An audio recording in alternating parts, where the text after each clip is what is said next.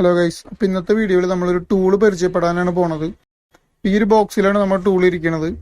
അത്യാവശ്യം ഈ മൊബൈൽ ഫീൽഡിലുള്ളവർക്കൊക്കെ അങ്ങനത്തെ ചെറിയ റിപ്പയറിംഗ് ഒക്കെ ചെയ്യുന്ന ആൾക്കാർക്കൊക്കെ നല്ല യൂസ്ഫുൾ ആയിട്ടുള്ളൊരു ടൂളാണ്. നമുക്ക് പൊട്ടിച്ച് നോക്കാം. ഇതാണ് നമ്മുടെ ടൂള്. മിനി ഇലക്ട്രിക് സ്ക്രൂ ഡ്രൈവറാണ്. ഇത് നമ്മൾ ഓൾറെഡി യൂസ് ചെയ്തുകൊണ്ടിരിക്കുന്നതാണ്. അപ്പോൾ എല്ലാവരും ഒന്ന് പരിചയപ്പെടുത്താമെന്ന് വിചാരിച്ചു. അതാണ് ഈ വീഡിയോ ചെയ്യണത്.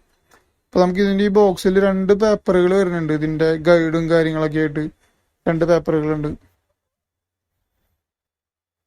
ഇതിനകത്ത് കൊടുത്തിട്ടുണ്ട്, ഇതിൻ്റെ ഡീറ്റെയിൽസും കാര്യങ്ങളൊക്കെ കൊടുത്തിട്ടുണ്ട്. നമുക്ക് ഇതിനകത്ത് തന്നെ വെക്കാം.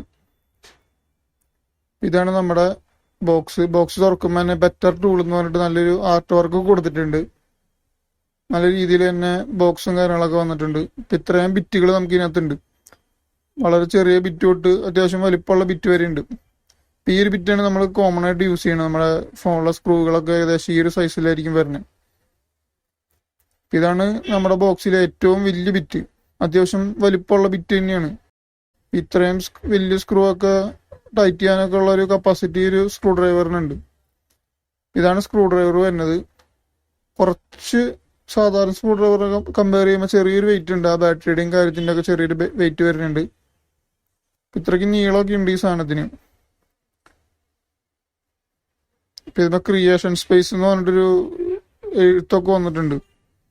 ഇതാണ് ഇതിൻ്റെ റിവേഴ്സ്, ഇതാണ് ഫോർവേഡ്. 2 സ്വിച്ചും നല്ല രീതിയിൽ തന്നെ റെസ്പോൺസ് വരുന്നുണ്ട്. 3 LED ആണ് കൊടുത്തിരിക്കുന്നത്. നല്ല ബ്രൈറ്റ് ആയിട്ടുള്ള LED തന്നെയാണ്. ബിൽഡ് ക്വാളിറ്റി ഒക്കെ നല്ലതാണ്. ഇപ്പം ഇതിൻ്റെ ബാക്കിലാണ് ഇതിൻ്റെ ചാർജിങ് പോർട്ട് വന്നിരിക്കുന്നത്. ടൈപ്പ് സി ചാർജിങ് പോർട്ടാണ് വന്നിരിക്കുന്നത്. ഈ സൈഡിലായിട്ട് ചാർജിങ് ഇൻഡിക്കേഷൻ ലൈറ്റും കൊടുത്തിട്ടുണ്ട്.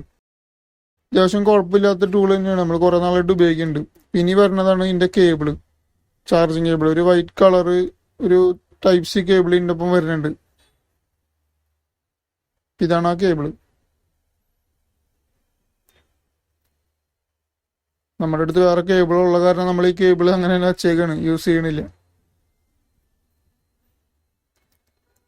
ഇതാണ് ഈ ബോക്സിന്റെ ഉൾഭാഗം. ഇതിനകത്തൊരു പ്രത്യേക തരം സാധനമുണ്ട്. ഞാൻ ആദ്യമായിട്ടാണ് ഇത് കാണുന്നത്. ഇതിനകത്തൊരു മാഗ്നറ്റൈസ് ചെയ്യാനും ഡീമാഗ്നറ്റൈസ് ചെയ്യാനും ഇങ്ങനൊരു ടൂൾ വരുന്നുണ്ട്. ഇത് നമുക്ക് ഈ ബിറ്റുകളൊക്കെ വേണമെന്നുണ്ടെങ്കിൽ മാഗ്നറ്റൈസ് ചെയ്യാം, അല്ലെങ്കിൽ ഡീമാഗ്നറ്റൈസ് ചെയ്യാം. ഇങ്ങനെ ഒരു ടൂള് ഇതിൻ്റെ ഒപ്പം വരുന്നത് നമുക്ക് ഭയങ്കര യൂസ്ഫുൾ ആണ്.